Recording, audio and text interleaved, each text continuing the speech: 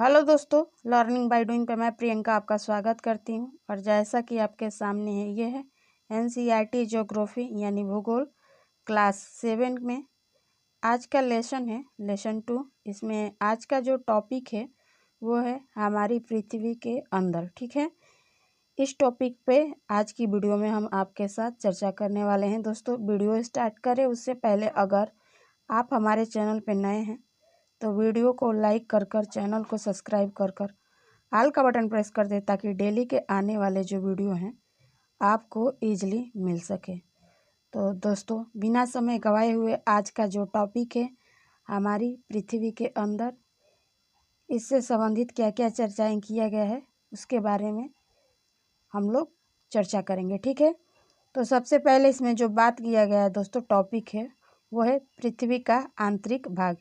इसके विषय में बात किया गया है। तो दोस्तों हम बात करें तो वो है दोस्तों कि एक प्याज की तरह पृथ्वी भी एक के ऊपर एक सकेंद्री परतों से बनी हुई है। और इसमें आगे हम बात करें दोस्तों आपसे तो वो है कि पृथ्वी की सतह की सबसे ऊपरी परत को प्रॉपर्टी कहते हैं और यह सबसे पतली परत होती है। ठीक है, आगे जो बात किया गया है दोस्तों इसमें वो है कि यह महाद्वीपीय सहिती में 35 किलोमीटर एवं समुद्र सतह से केवल 5 किलोमीटर तक है। ठीक है, आगे जो बात किया गया है वो है आपका दोस्तों वो है कि महाद्वीपीय सहिती मुख्य रूप से सिलिका एवं एल्यूमिना जैसे खनिजों से बना है, इसलिए इसे Cl यानी सी मतलब होता है सिलिका तथा एल मतलब होता है एल्यूमिना कहा जाता है। इसमें आगे जो बात किया गया है दोस्तों आपका वो है कि महासागर की परपटी मुख्यतः सिलिका एवं मैग्नीशियम की बनी है, इसलिए इसे सी में यानी सी मतलब होता है सिलिका तथा मै मतलब होता है मैग्नीशियम कहा जाता है। ठीक है, अब इसमें आगे हम बात करें दोस्तों आपसे वो है कि विश्व की सबसे गहरी खान दक्षिण अफ्रीका में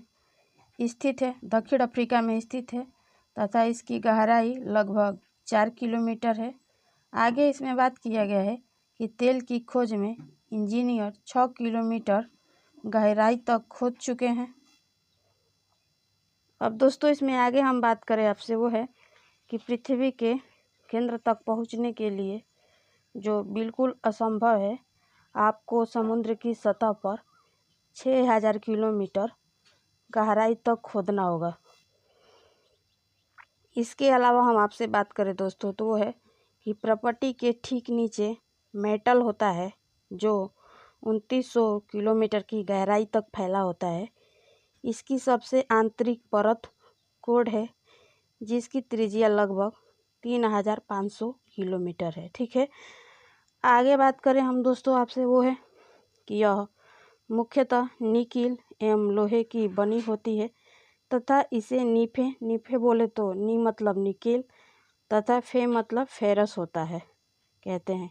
इसके केंद्रीय कोट का तापमान एवं दाब काफ़ी ऊंच होता है यानी ऊंचा होता है। ठीक है, आगे बात किया गया है कि पृथ्वी के आयतन का केवल 1% हिस्सा ही प्रॉपर्टी है और 84% मेटल एवं 15% हिस्सा कोड है। ठीक है, आगे चले तो दोस्तों बात किया गया है वो है कि पृथ्वी की त्रिज्या 6371 किलोमीटर है। ठीक है, इस पॉइंट को याद रखिएगा, हो सकता है एग्जाम में आपको यहाँ से डायरेक्ट प्रश्न पूछे जा सकते हैं। ठीक है, अब इसमें जो अगला टॉपिक है दोस्तों वो है सेल एवं खनिज।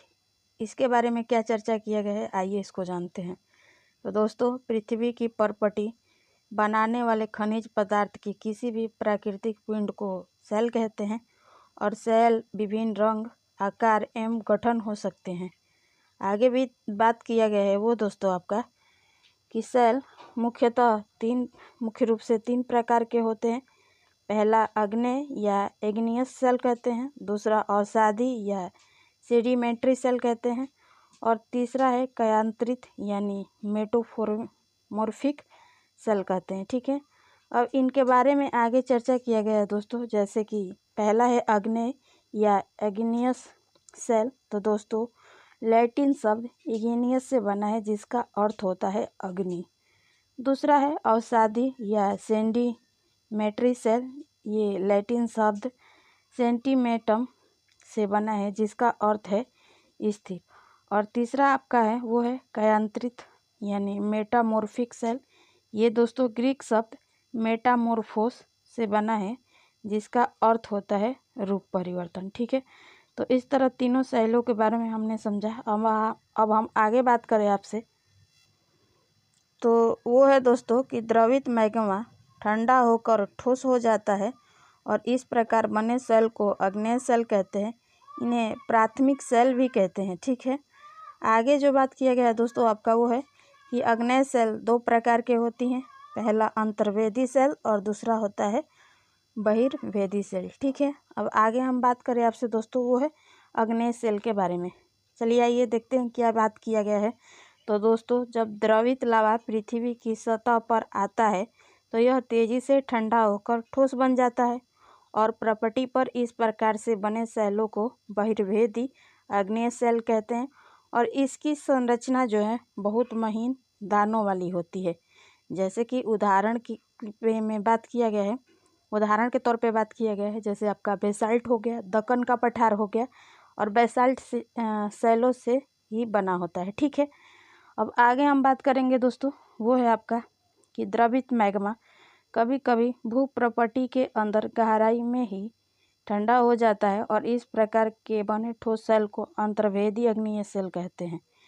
आगे इसमें बात किया गया है कि धीरे धीरे ठंडा होने के कारण ये बड़े दाने का रूप ले लेती है। जैसे कि उदाहरण के तौर पे बात किया गया है, पहला कि ग्रेनाइट ऐसे ही सेलों का एक उदाहरण है, और दूसरा उदाहरण इसमें बात किया गया है दोस्तों वो है कि लेई मसालों तथा दानों का चूर्ण बनाने के लिए जिन अपघर्षण पत्थरों का उपयोग होता है वे ग्रेनाइट के बने होते हैं। ठीक है, अब आगे जो बात किया गया दोस्तों आपका वो है अवसादी सेल। क्या होता है अवसादी सेल दोस्तों और इसका क्या उपयोग होता है, चलिए आइए इसके बारे में जानकारी प्राप्त करते हैं। तो दोस्तों सेल लुढ़क कर, चटक कर तथा एक दूसरे से टकरा कर छोटे छोटे टुकड़ों में टूट जाती हैं, तो इन छोटे कणों को अवसाद कहते हैं। और ये अवसाद हवा, जल आदि के द्वारा एक स्थान से दूसरे स्थान पर पहुंचकर जमा कर दिए जाते हैं, तो ये अदृढ़ अवसाद दबकर एवं कठोर होकर सेल की परत बनाते हैं। इसी प्रकार की सेलों को अवसादी सेल कहते हैं। ठीक है, अब हम इसमें आगे बात करें, जैसे कि उदाहरण के तौर पे बात किया गया है दोस्तों आपका कि बलुआ पत्थर रेत के दानों से बनता है और इन सेलों में पौधों, जानवरों एवं अन्य सूक्ष्म जीवाणुओं जो कभी इन सेलों पर रहे हैं वे जीवाश्म भी हो सकते हैं। जीवाश्म क्या होता है दोस्तों, तो दोस्तों सेलों की परतों में दबे मृत पौधों एवं जंतुओं के अवशेष को जीवाश्म कहते हैं। ठीक है, आगे जो बात किया गया है वो है कि अग्नेय एवं अवसादी सेल उच्च ताप एवं दाब के कारण कायांतरित सेलों में परिवर्तन हो सकती हैं। उदाहरण के लिए जैसे चिकनी मिट्टी, स्लेट एवं चूना पत्थर संगमरमर में परिवर्तन हो जाते हैं।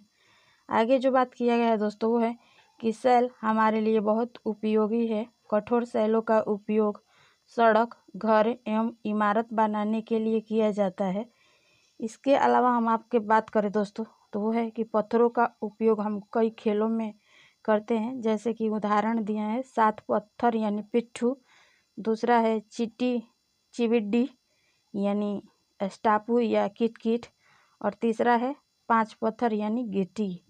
ठीक है, आगे हम बात करें दोस्तों आपसे वो है कि किन्हीं निश्चित दशाओं में एक प्रकार की सेल चक्रीय तरीके से एक दूसरे में परिवर्तित हो सकते हैं और एक सेल से दूसरे सेल में परिवर्तन होने की इस प्रक्रिया को सेल चक्र कहते हैं। ठीक है, आगे जो बात किया गया है आपका दोस्तों वो है कि द्रवित मैग्मा ठंडा होकर ठोस अग्नेय सेल बन जाता है। आगे जो बात किया गया दोस्तों कि अग्नेय सेल छोटे छोटे टुकड़ों में टूटकर एक स्थान से दूसरे स्थान पर स्थानांतरित होकर अवसादी सेल का निर्माण करता है। और आगे जो बात किया गया है दोस्तों आपका वो है कि ताप एवं दाब के कारण आग्नेय एवं अवसादी सेल कयांतरित सेल में बदल जाती हैं। ठीक है, आगे बात करें हम आपसे दोस्तों तो वो है कि यदि अधिक ताप एवं दाब के कारण कयांतरित सेल पुनः पिघल कर द्रवित मैग्मा बन जाता है। ठीक है, और थोड़े से आगे चले दोस्तों तो बात किया गया है कि द्रवित मैग्मा पुनः ठंडा होकर ठोस आग्नेय सेल में परिवर्तित हो जाता है। ठीक है, आगे जो बात किया गया है दोस्तों वो है कि सेल विभिन्न खनिजों से बनी होती हैं और खनिज प्राकृतिक रूप में पाए जाने वाली पदार्थ है जिसका निश्चित भौतिक गुणधर्म एवं निश्चित रासायनिक मिश्रण होता है। ठीक है, अब आगे हम इसमें बात करें दोस्तों आपसे तो वो है कि खनिज मानव जाति के लिए बहुत महत्वपूर्ण है।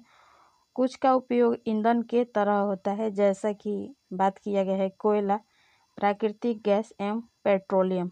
इनका उपयोग उद्योगों, औषधि एवं उर्वरक में भी होता है। ठीक है, आगे जो बात किया गया है दोस्तों जैसे कि लोहा, एल्युमिनियम, सोना, यूरेनियम आदि। ठीक है, तो ये थे कुछ उदाहरण। ठीक है, आई होप यू कि आपको बहुत अच्छे से ये टॉपिक समझ में आया होगा और इस तरह आपका अध्याय 2 जो है कंप्लीट होता है। दोस्तों अगर आप हमारे चैनल पे नए हैं तो वीडियो को लाइक कर चैनल को सब्सक्राइब कर ऑल का बटन प्रेस कर दें ताकि डेली के आने वाले जो वीडियो हैं आपको ईजिली मिल सके। और दोस्तों अपने फ्रेंड, कलीग्स या पीयर ग्रुप जिनसे जुड़े हुए हैं उनके यहाँ वीडियो शेयर करें ताकि अदर पर्सन को भी इस कंटेंट का प्रॉफिट मिल सके। तो फिर मिलेंगे नेक्स्ट टॉपिक और अगले लेसन के साथ। तब तक के लिए धन्यवाद। आपका दिन मंगलमय हो।